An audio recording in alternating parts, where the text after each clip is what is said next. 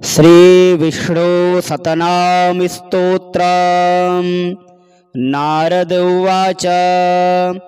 ॐ वासुदेवं ऋषिकेशं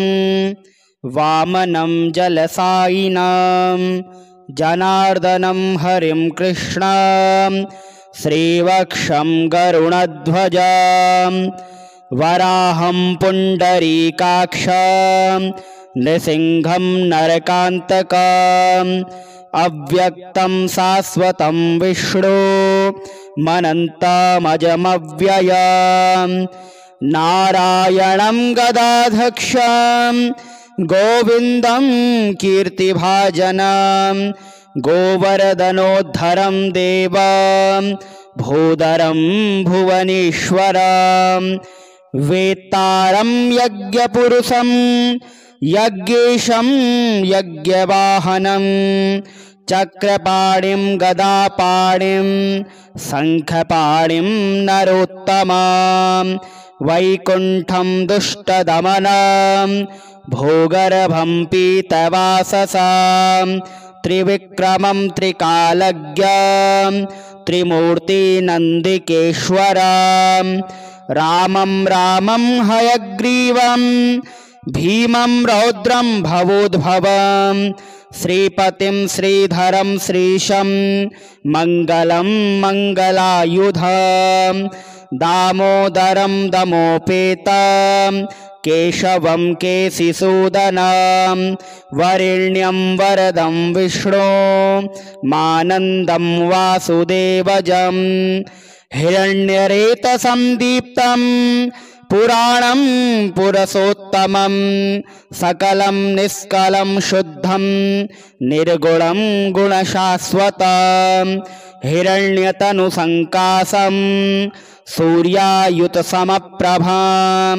मेघश्यामं चतुर्बाहुं कुशलं कमलेक्षणं ज्योतिरूपमरूपं च स्वरूपं रूपसंस्थितं सर्वज्ञं सर्वरूपस्थं सर्वेशं सर्वतोमुखं ज्ञानं कूटस्थमचलं ज्ञानदं परमं प्रभुं योगीशं योगनिष्णातं योगिनं योगरूपिणम् ईश्वरं सर्वभूतानां वन्दे भूतमयं प्रभुं इति नाम शतं दिव्यं वैष्णवं खलु पापहं व्यासेन कथितं पूर्वं सर्वपापप्रणाशनं यः पठेत् प्रातरुत्थाय स भवेद् वैष्णवो नरः सर्वपापविशुद्धात्मा विष्णु सायुज्यमाप्नुयात् चन्द्रायण सहस्राणि कन्यादानशतानि च गवां लक्षसहस्राणि मुक्तिभागी भवेन्नरः अश्वमेधायुतं पुण्यं फलं प्राप्नोति मानवः। ॐ वासुदेवं ऋषिकेशं वामनं जलसायिनं जनार्दनं हरिं कृष्णं श्रीवक्षं गरुडध्वजं वराहं पुण्डरीकाक्षं नृसिंहं नरकान्तकम् अव्यक्तं शाश्वतं विष्णु मनन्तमजमव्ययं नारायणं गदाधक्षं गोविन्दं कीर्तिभाजनं गोवर्धनोद्धरं देवं भूधरं भुवनेश्वरं वेत्तारं यज्ञपुरुषं यज्ञेशं यज्ञवाहनं चक्रपाणिं गदापाणिं शङ्खपाणिं नरोत्तमं वैकुण्ठं दुष्टदमनं भोगर्भं पीतवाससां त्रिविक्रमं त्रिकालज्ञं त्रिमूर्तिनन्दिकेश्वरं रामं रामं हयग्रीवं भीमं रौद्रं भवोद्भवं श्रीपतिं श्रीधरं श्रीशं मङ्गलं मङ्गलायुधं दामोदरं दमोपेतं केशवं केशिसूदनं वरेण्यं वरदं विष्णो मानन्दं वासुदेवजं हिरण्यरेतसन्दीप्तं पुराणं पुरुषोत्तमं सकलं निष्कलं शुद्धं निर्गुणं गुणशाश्वतं हिरण्यतनुसङ्कासं सूर्यायुतसमप्रभां मेघश्यामं चतुर्बाहुं कुशलं कमलेक्षणं ज्योतिरूपमरूपं च स्वरूपं रूपसंस्थितं सर्वज्ञं सर्वरूपस्थं सर्वेशं सर्वतोमुखं ज्ञानं कूटस्थमचलं ज्ञानदं परमं प्रभुं योगीशं योगनिष्णातं योगिनं योगरूपिणम् ईश्वरं सर्वभूतानां वन्दे भूतमयं प्रभुं इति नाम सतं दिव्यं वैष्णवं खलु पापहं व्यासेन कथितं पूर्वं सर्वपापप्रणाशनं यः पठेत् प्रातरुत्थाय स भवेद् वैष्णवो नरः सर्वपापविशुद्धात्मा विष्णु सायुज्यमाप्नुयात् चन्द्रायणसहस्राणि कन्यादानशतानि च गवां लक्षसहस्राणि मुक्तिभागी भवेन्नरः अश्वमेधायुतं पुण्यं फलं प्राप्नोति मानवः। ॐ वासुदेवं ऋषिकेशं वामनं जलसायिनं जनार्दनं हरिं कृष्णं श्रीवक्षं गरुणध्वजं वराहं पुण्डरीकाक्षं नृसिंहं नरकान्तकम् अव्यक्तं शाश्वतं विष्णु मनन्तमजमव्ययं नारायणं गदाधक्षं गोविन्दं कीर्तिभाजनं गोवर्धनोद्धरं देवं भूधरं भुवनेश्वरं वेत्तारं यज्ञपुरुषं यज्ञेशं यज्ञवाहनं चक्रपाणिं गदापाणिं शङ्खपाणिं नरोत्तमं वैकुण्ठं दुष्टदमनं भोगर्भं पीतवाससां त्रिविक्रमं त्रिकालज्ञं त्रिमूर्तिनन्दिकेश्वरं रामं रामं हयग्रीवं भीमं रौद्रं भवोद्भवं श्रीपतिं श्रीधरं श्रीशं मङ्गलं मङ्गलायुधं दामोदरं दमोपेतं केशवं केशिसूदनं वरेण्यं वरदं विष्णो मानन्दं वासुदेवजं हिरण्यरेतसन्दीप्तं पुराणं पुरुषोत्तमं सकलं निष्कलं शुद्धं निर्गुणं गुणशाश्वतं हिरण्यतनुसङ्कासं सूर्यायुतसमप्रभां मेघश्यामं चतुर्बाहुं कुशलं कमलेक्षणं ज्योतिरूपमरूपं च स्वरूपं रूपसंस्थितं सर्वज्ञं सर्वरूपस्थं सर्वेशं सर्वतोमुखं ज्ञानं कूटस्थमचलं ज्ञानदं परमं प्रभुं योगीशं योगनिष्णातं योगिनं योगरूपिणम् ईश्वरं सर्वभूतानां वन्दे भूतमयं प्रभुं इति नाम सतं दिव्यं वैष्णवं खलु पापहं व्यासेन कथितं पूर्वं सर्वपापप्रणाशनं यः पठेत् प्रातरुत्थाय स भवेद् वैष्णवो नरः सर्वपापविशुद्धात्मा विष्णुसायुज्यमाप्नुयात् चन्द्रायणसहस्राणि कन्यादानशतानि च गवां लक्षसहस्राणि मुक्तिभागी भवेन्नरः अश्वमेधायुतं पुण्यं फलं प्राप्नोति मानवः। ॐ वासुदेवं ऋषिकेशं वामनं जलसायिनं जनार्दनं हरिं कृष्णं श्रीवक्षं गरुणध्वजं वराहं पुण्डरीकाक्षं नृसिंहं नरकान्तकम्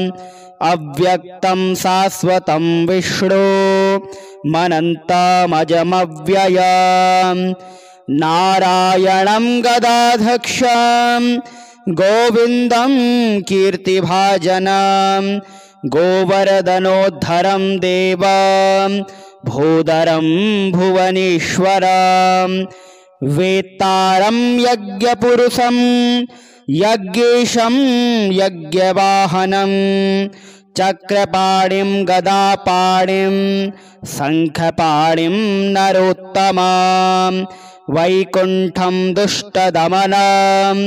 भोगर्भं पीतवाससां त्रिविक्रमं त्रिकालज्ञं त्रिमूर्तिनन्दिकेश्वरं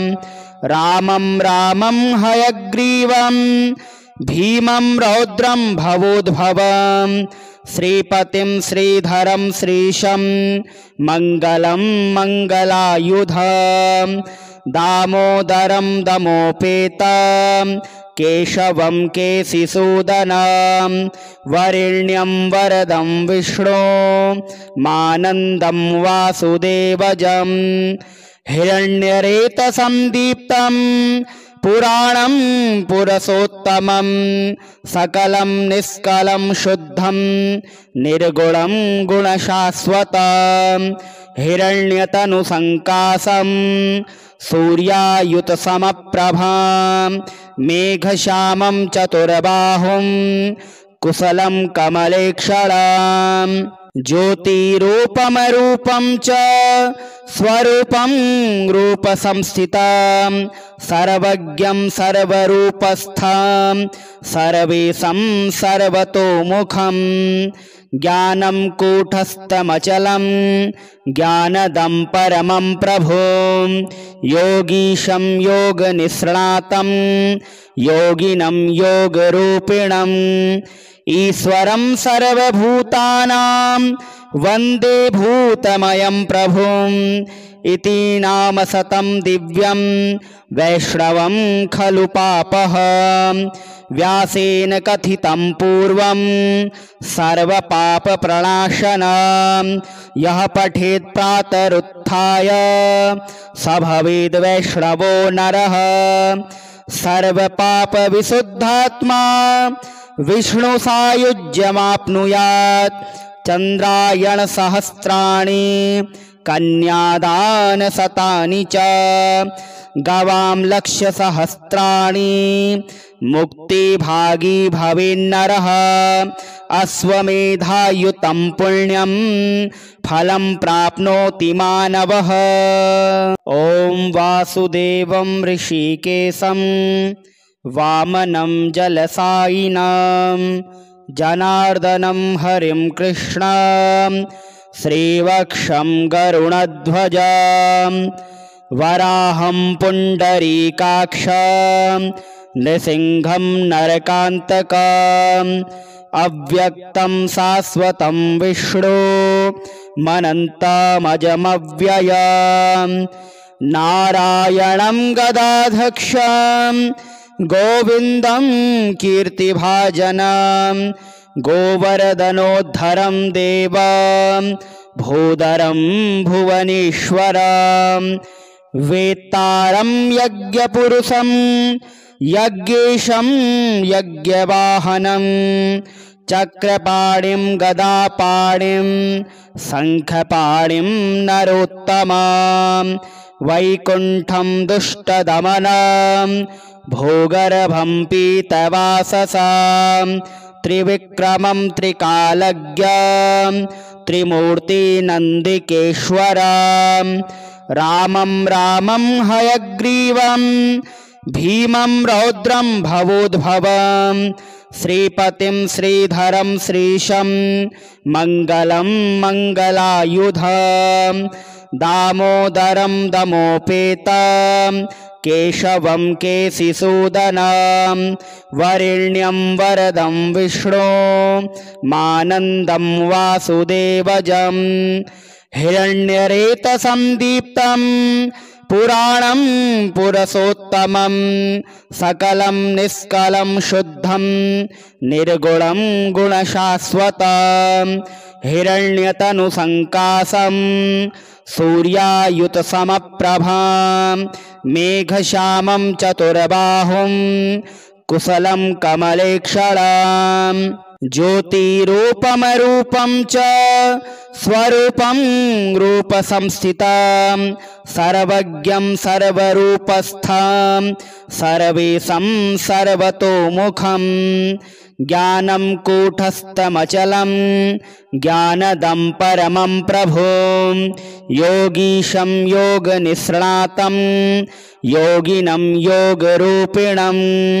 ईश्वरं सर्वभूतानां वन्दे भूतमयं प्रभुं इति नाम सतं दिव्यं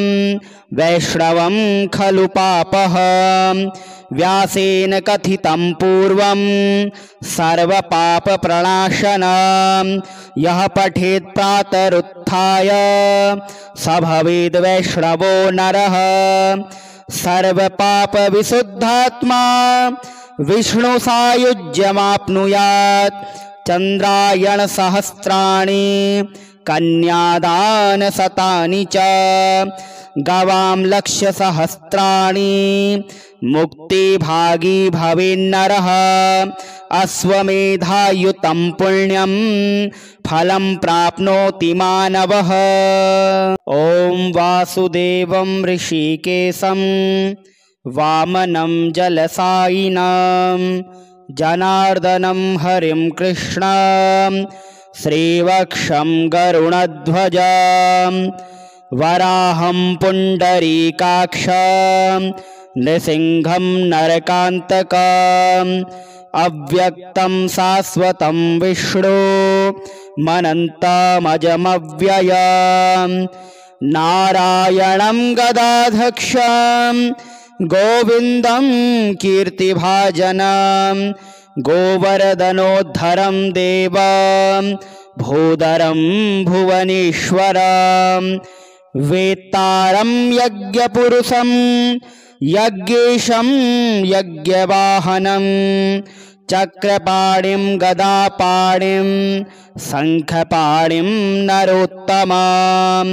वैकुण्ठं दुष्टदमनं भूगर्भं पीतवाससां त्रिविक्रमं त्रिकालज्ञं त्रिमूर्तिनन्दिकेश्वरं रामं रामं हयग्रीवं भीमं रौद्रं भवोद्भवं श्रीपतिं श्रीधरं श्रीशं मङ्गलं मङ्गलायुधं दामोदरं दमोपेतं केशवं केशिसूदनं वरेण्यं वरदं विष्णो मानन्दं वासुदेवजं हिरण्यरेतसन्दीप्तं पुराणं पुरुषोत्तमं सकलं निष्कलं शुद्धं निर्गुणं गुणशाश्वतं हिरण्यतनुसङ्कासं सूर्यायुतसमप्रभां मेघश्यामं चतुर्बाहुं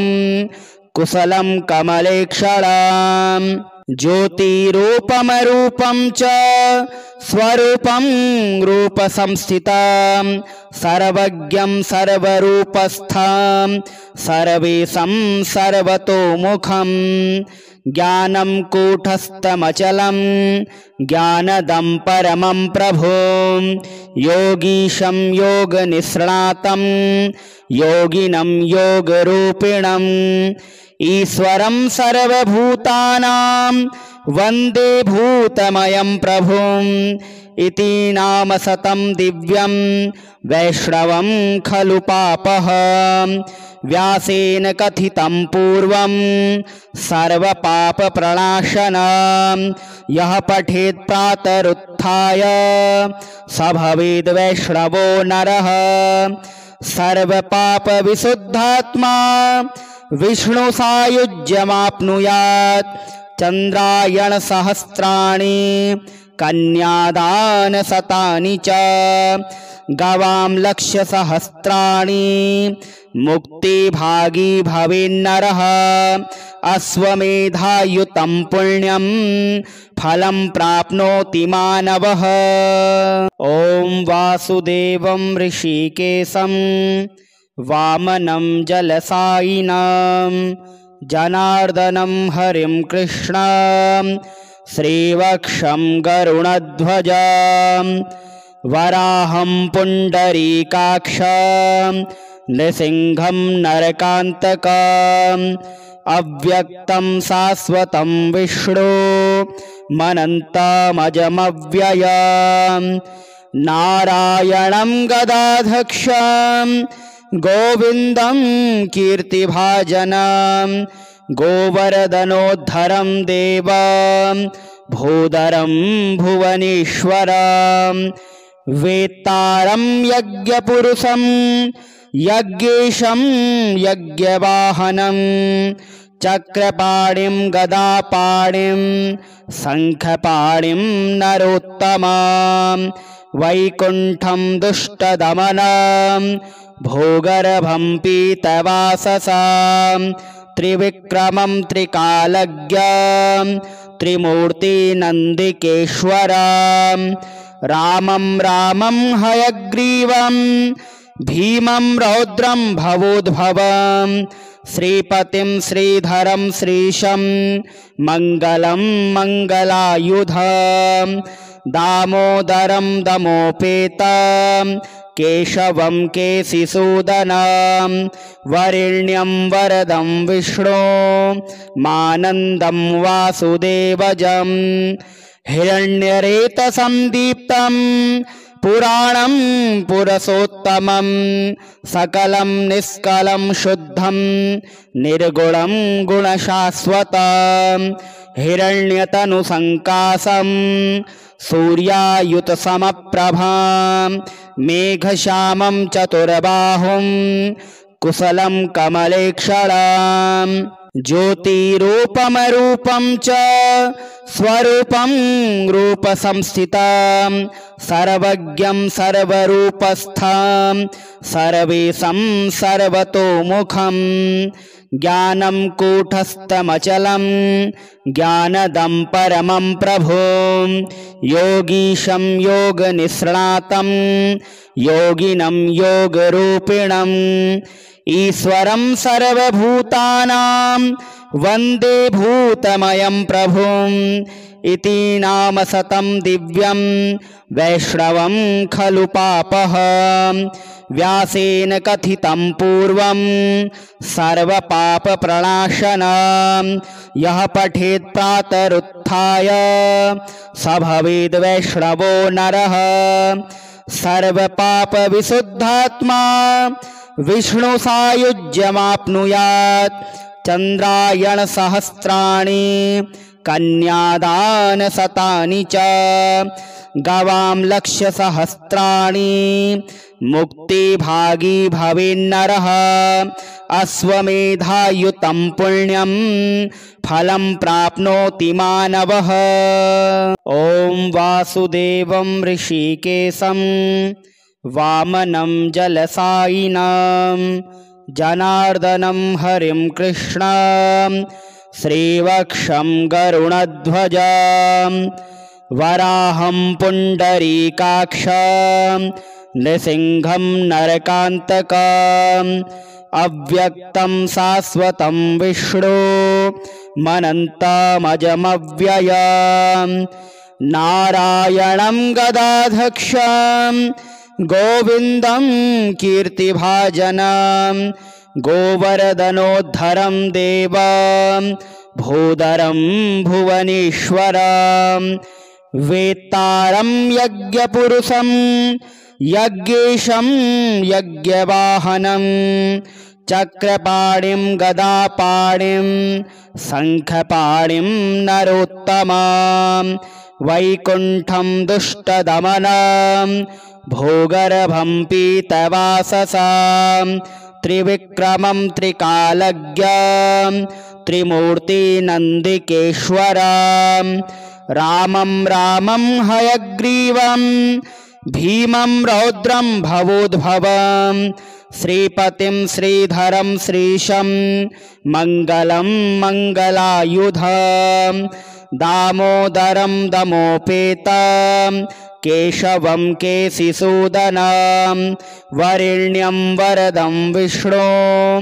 मानन्दं वासुदेवजं हिरण्यरेतसन्दीप्तं पुराणं पुरुषोत्तमं सकलं निष्कलं शुद्धं निर्गुणं गुणशाश्वतं हिरण्यतनुसङ्काशं सूर्यायुतसमप्रभां मेघश्यामं चतुर्बाहुं कुशलं कमलेक्षणां ज्योतिरूपमरूपं च स्वरूपं रूपसंस्थितं सर्वज्ञं सर्वरूपस्थं सर्वेशं सर्वतोमुखं ज्ञानं कूटस्थमचलं ज्ञानदं परमं प्रभुं योगीशं योगनिष्णातं योगिनं योगरूपिणम् ईश्वरं सर्वभूतानां वन्दे भूतमयं प्रभुं इति नाम शतं दिव्यं वैष्णवं खलु पापहं व्यासेन कथितं पूर्वं सर्वपापप्रणाशनं यः पठेत् प्रातरुत्थाय स भवेद् वैष्णवो नरः सर्वपापविशुद्धात्मा विष्णु सायुज्यमाप्नुयात् चन्द्रायणसहस्राणि कन्यादानशतानि च गवां लक्षसहस्राणि मुक्तिभागी भवेन्नरः अश्वमेधायुतं पुण्यं फलं प्राप्नोति मानवः। ॐ वासुदेवं ऋषिकेशं वामनं जलसायिनं जनार्दनं हरिं कृष्णं श्रीवक्षं गरुणध्वजं वराहं पुण्डरीकाक्षं नृसिंहं नरकान्तकम् अव्यक्तं शाश्वतं विष्णु मनन्तमजमव्ययम् नारायणं गदाधक्षं गोविन्दं कीर्तिभाजनं गोवर्धनोद्धरं देवं भूधरं भुवनेश्वरं वेत्तारं यज्ञपुरुषं यज्ञेशं यज्ञवाहनं चक्रपाणिं गदापाणिं शङ्खपाणिं नरोत्तमं वैकुण्ठं दुष्टदमनं भूगर्भं पीतवाससां त्रिविक्रमं त्रिकालज्ञं त्रिमूर्तिनन्दिकेश्वरं रामं रामं हयग्रीवं भीमं रौद्रं भवोद्भवं श्रीपतिं श्रीधरं श्रीशं मङ्गलं मङ्गलायुधं दामोदरं दमोपेतं केशवं केशिसूदनं वरेण्यं वरदं विष्णु मानन्दं वासुदेवजं हिरण्यरेतसन्दीप्तं पुराणं पुरुषोत्तमं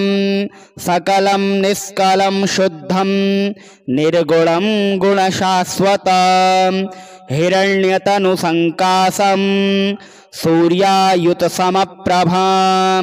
मेघश्यामं चतुर्बाहुं कुशलं कमलेक्षणां ज्योतिरूपमरूपं च स्वरूपं रूपसंस्थितं सर्वज्ञं सर्वरूपस्थं सर्वेशं सर्वतोमुखं ज्ञानं कूटस्थमचलं ज्ञानदं परमं प्रभुं योगीशं योगनिष्णातं योगिनं योगरूपिणम् ईश्वरं सर्वभूतानां वन्दे भूतमयं प्रभुम् इति नाम सतं दिव्यं वैष्णवं खलु पापहं व्यासेन कथितं पूर्वं सर्वपापप्रणाशनं यः पठेत् प्रातरुत्थाय स भवेद् वैष्णवो नरः सर्वपापविशुद्धात्मा विष्णु सायुज्यमाप्नुयात् चन्द्रायणसहस्राणि कन्यादानशतानि च गवां लक्षसहस्राणि मुक्तिभागी भवेन्नरः अश्वमेधायुतं पुण्यं फलं प्राप्नोति मानवः। ॐ वासुदेवं ऋषिकेशं वामनं जलसायिनं जनार्दनं हरिं कृष्णं श्रीवक्षं गरुणध्वजं वराहं पुण्डरीकाक्षं नृसिंहं नरकान्तकम् अव्यक्तं शाश्वतं विष्णु मनन्तमजमव्ययं नारायणं गदाधक्षं गोविन्दं कीर्तिभाजनं गोवर्धनोद्धरं देवं भूधरं भुवनेश्वरं वेत्तारं यज्ञपुरुषं यज्ञेशं यज्ञवाहनं चक्रपाणिं गदापाणिं शङ्खपाणिं नरोत्तमं वैकुण्ठं दुष्टदमनं भोगर्भं पीतवाससां त्रिविक्रमं त्रिकालज्ञं त्रिमूर्तिनन्दिकेश्वरं रामं रामं हयग्रीवं भीमं रौद्रं भवोद्भवं श्रीपतिं श्रीधरं श्रीशं मङ्गलं मङ्गलायुधं दामोदरं दमोपेतं केशवं केशिसूदनं वरेण्यं वरदं विष्णु मानन्दं वासुदेवजं हिरण्यरेतसन्दीप्तं पुराणं पुरुषोत्तमं सकलं निष्कलं शुद्धं निर्गुणं गुणशाश्वतं हिरण्यतनुसङ्कासं सूर्यायुतसमप्रभां मेघश्यामं चतुर्बाहुं कुशलं कमलेक्षणां ज्योतिरूपमरूपं च स्वरूपं रूपसंस्थितं सर्वज्ञं सर्वरूपस्थं सर्वेशं सर्वतोमुखं ज्ञानं कूटस्थमचलं ज्ञानदं परमं प्रभुं योगीशं योगनिष्णातं योगिनं योगरूपिणम् ईश्वरं सर्वभूतानां वन्दे भूतमयं प्रभुम्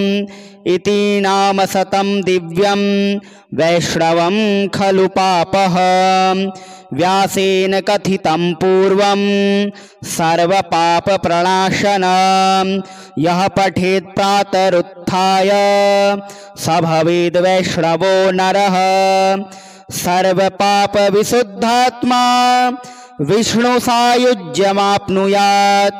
चन्द्रायणसहस्राणि कन्यादानशतानि च गवां लक्ष्यसहस्राणि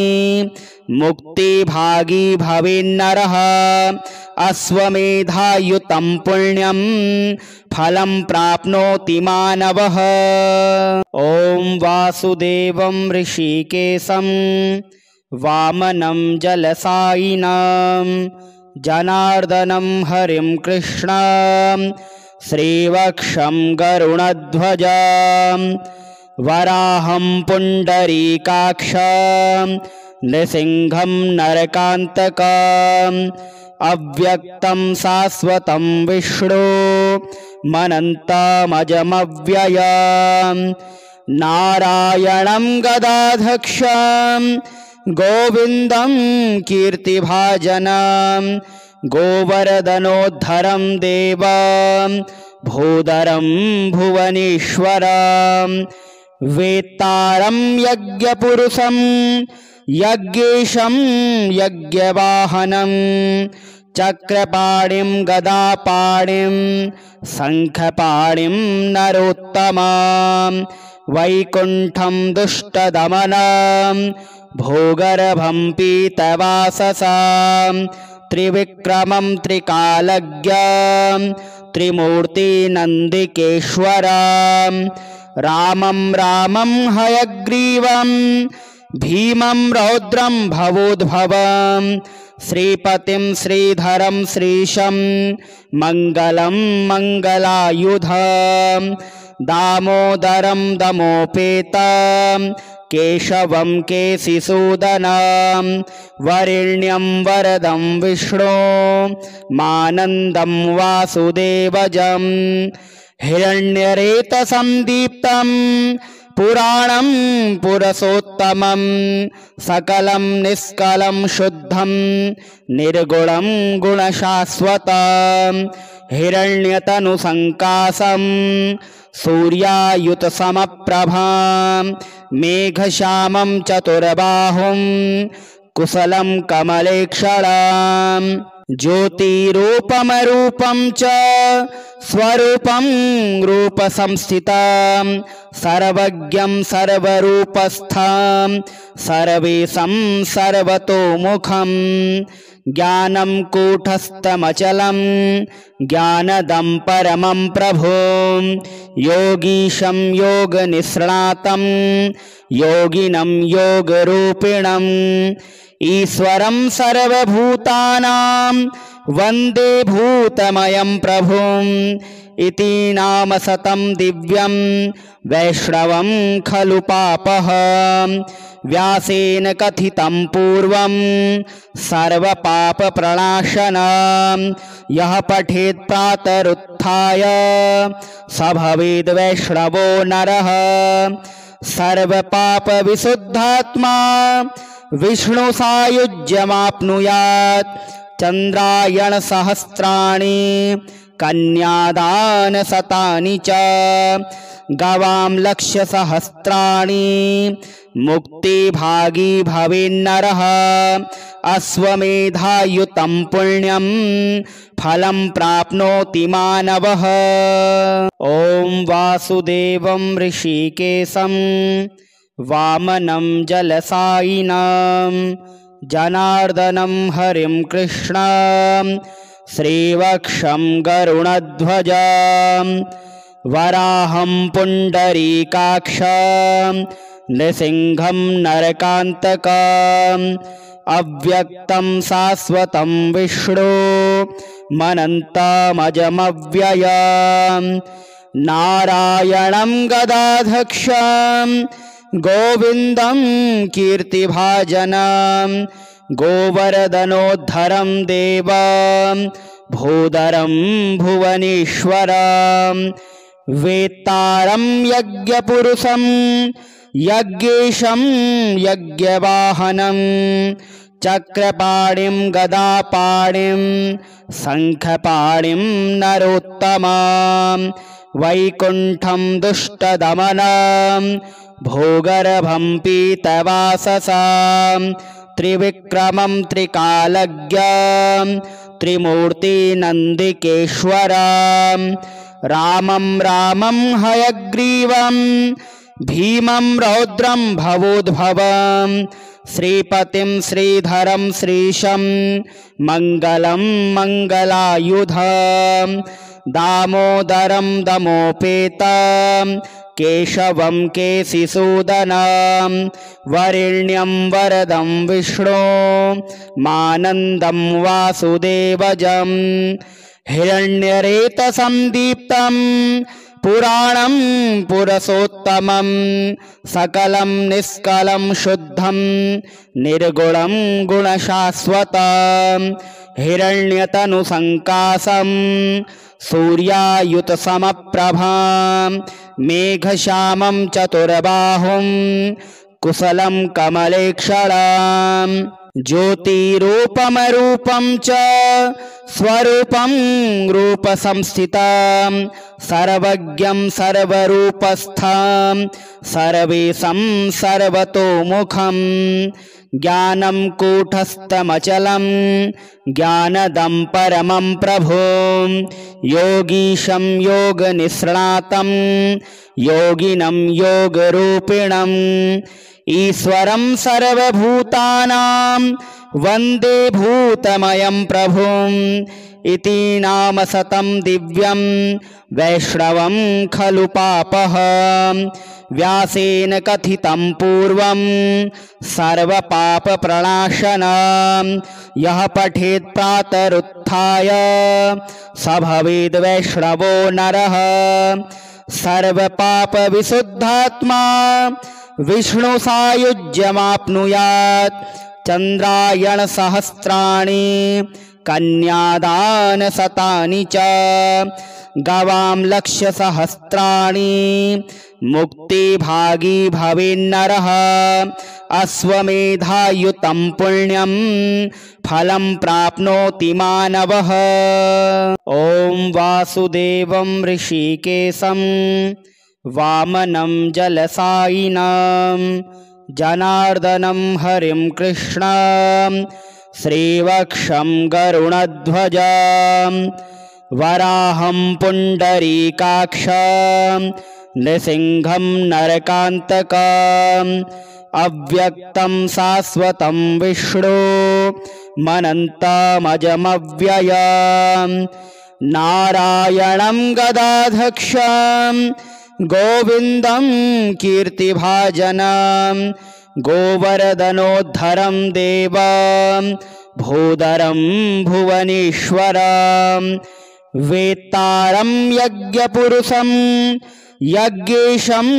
यज्ञवाहनं चक्रपाणिं गदापाणिं शङ्खपाणिं नरोत्तमं वैकुण्ठं दुष्टदमनं भोगर्भं पीतवाससां त्रिविक्रमं त्रिकालज्ञं त्रिमूर्तिनन्दिकेश्वरं रामं रामं हयग्रीवं भीमं रौद्रं भवोद्भवं श्रीपतिं श्रीधरं श्रीशं मङ्गलं मङ्गलायुधं दामोदरं दमोपेतं केशवं केशिसूदनं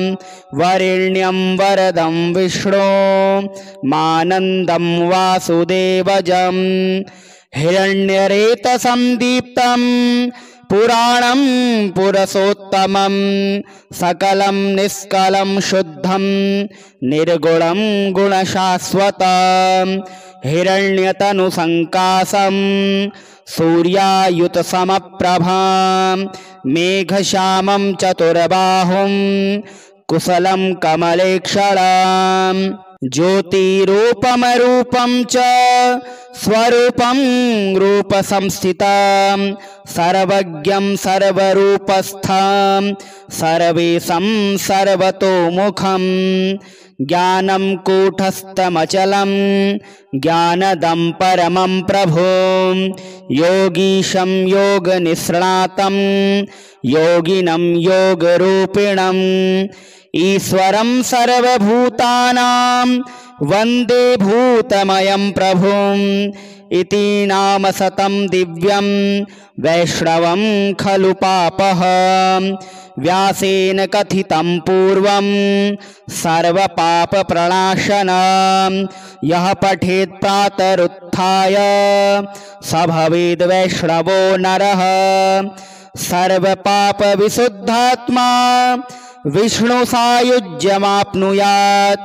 चन्द्रायणसहस्राणि कन्यादानशतानि च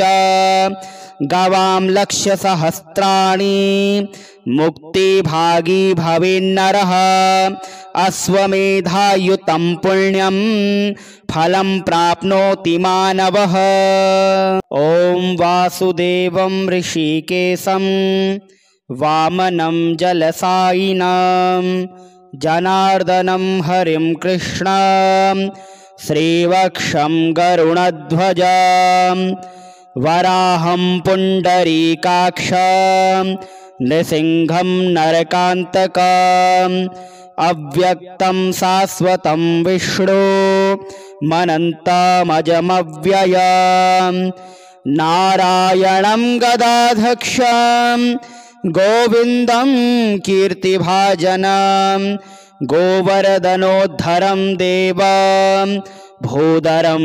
भुवनेश्वरं वेत्तारं यज्ञपुरुषं यज्ञेशं यज्ञवाहनं चक्रपाणिं गदापाणिं शङ्खपाणिं नरोत्तमं वैकुण्ठं दुष्टदमनं भूगर्भं पीतवाससां त्रिविक्रमं त्रिकालज्ञं त्रिमूर्तिनन्दिकेश्वरं रामं रामं हयग्रीवं भीमं रौद्रं भवोद्भवं श्रीपतिं श्रीधरं श्रीशं मङ्गलं मङ्गलायुधं दामोदरं दमोपेतं केशवं केशिसूदनं वरेण्यं वरदं विष्णु मानन्दं वासुदेवजं हिरण्यरेतसन्दीप्तं पुराणं पुरुषोत्तमं सकलं निष्कलं शुद्धं निर्गुणं गुणशाश्वतं हिरण्यतनुसङ्काशं सूर्यायुतसमप्रभां मेघश्यामं चतुर्बाहुं कुशलं कमलेक्षणं ज्योतिरूपमरूपं च स्वरूपं रूपसंस्थितं सर्वज्ञं सर्वरूपस्थं सर्वेशं सर्वतोमुखं ज्ञानं कूटस्थमचलं ज्ञानदं परमं प्रभुं योगीशं योगनिष्णातं योगिनं योगरूपिणम् ईश्वरं सर्वभूतानां वन्दे भूतमयं प्रभुं इति नाम शतं दिव्यं वैष्णवं खलु पापहं व्यासेन कथितं पूर्वं सर्वपापप्रणाशनं यः पठेत् प्रातरुत्थाय स भवेद् वैष्णवो नरः सर्वपापविशुद्धात्मा विष्णुसायुज्यमाप्नुयात् चन्द्रायणसहस्राणि कन्यादानशतानि च गवां लक्षसहस्राणि मुक्तिभागी भवेन्नरः अश्वमेधायुतं पुण्यं फलं प्राप्नोति मानवः। ॐ वासुदेवं ऋषिकेशं वामनं जलसायिनं जनार्दनं हरिं कृष्णं श्रीवक्षं गरुणध्वजं वराहं पुण्डरीकाक्षं नृसिंहं नरकान्तकम् अव्यक्तं शाश्वतं विष्णु मनन्तमजमव्ययं नारायणं गदाधक्षं गोविन्दं कीर्तिभाजनं गोवर्धनोद्धरं देवं भूधरं भुवनेश्वरं वेत्तारं यज्ञपुरुषं यज्ञेशं यज्ञवाहनं चक्रपाणिं गदापाणिं शङ्खपाणिं नरोत्तमां वैकुण्ठं दुष्टदमनं भूगर्भं पीतवाससां त्रिविक्रमं त्रिकालज्ञं त्रिमूर्तिनन्दिकेश्वरं रामं रामं हयग्रीवं भीमं रौद्रं भवोद्भवं श्रीपतिं श्रीधरं श्रीशं मङ्गलं मङ्गलायुधं दामोदरं दमोपेतं केशवं केशिसूदनं वरेण्यं वरदं विष्णो मानन्दं वासुदेवजं हिरण्यरेतसन्दीप्तं पुराणं पुरुषोत्तमं सकलं निष्कलं शुद्धं निर्गुणं गुणशाश्वतं हिरण्यतनुसङ्कासं सूर्यायुतसमप्रभां मेघश्यामं चतुर्बाहुं कुशलं कमलेक्षणां ज्योतिरूपमरूपं च स्वरूपं रूपसंस्थितं सर्वज्ञं सर्वरूपस्थं सर्वेशं सर्वतोमुखं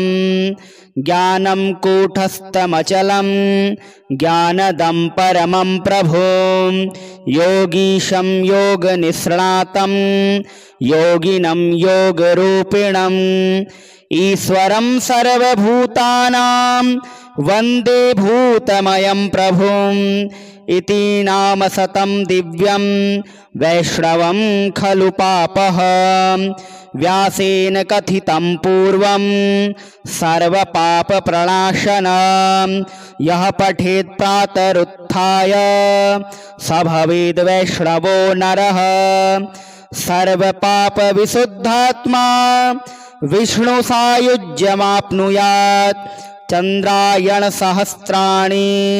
कन्यादानशतानि च गवां लक्षसहस्राणि मुक्तिभागी भवेन्नरः अश्वमेधायुतं पुण्यं फलं प्राप्नोति मानवः। ॐ वासुदेवं ऋषिकेशं वामनं जलसायिनं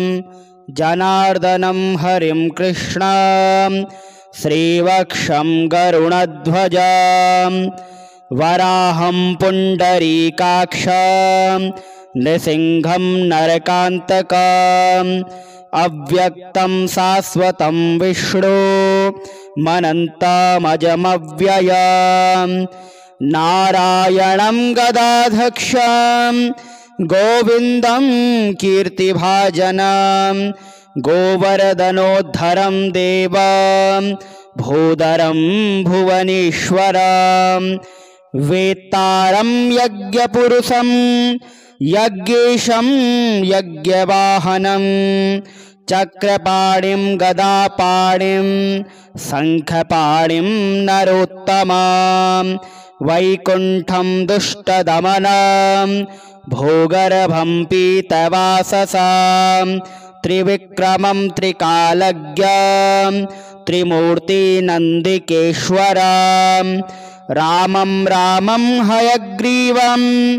भीमं रौद्रं भवोद्भवं श्रीपतिं श्रीधरं श्रीशं मङ्गलं मङ्गलायुधं दामोदरं दमोपेतं केशवं केशिसूदनं वरेण्यं वरदं विष्णो मानन्दं वासुदेवजं हिरण्यरेतसन्दीप्तं पुराणं पुरुषोत्तमं सकलं निष्कलं शुद्धं निर्गुणं गुणशाश्वतं हिरण्यतनुसङ्कासं सूर्यायुतसमप्रभां मेघश्यामं चतुर्बाहुं कुशलं कमलेक्षणां ज्योतिरूपमरूपं च स्वरूपं रूपसंस्थितं सर्वज्ञं सर्वरूपस्थं सर्वेशं सर्वतोमुखं ज्ञानं कूटस्थमचलं ज्ञानदं परमं प्रभुं योगीशं योगनिष्णातं योगिनं योगरूपिणम् ईश्वरं सर्वभूतानां वन्दे भूतमयं प्रभुम् इति नाम सतं दिव्यं वैष्णवं खलु पापः व्यासेन कथितं पूर्वं सर्वपापप्रणाशनं यः पठेत् प्रातरुत्थाय स भवेद् वैष्णवो नरः सर्वपापविशुद्धात्मा विष्णुसायुज्यमाप्नुयात् चन्द्रायणसहस्राणि कन्यादानशतानि च गवां लक्षसहस्राणि मुक्तिभागी भवेन्नरः अश्वमेधायुतं पुण्यं फलं प्राप्नोति मानवः।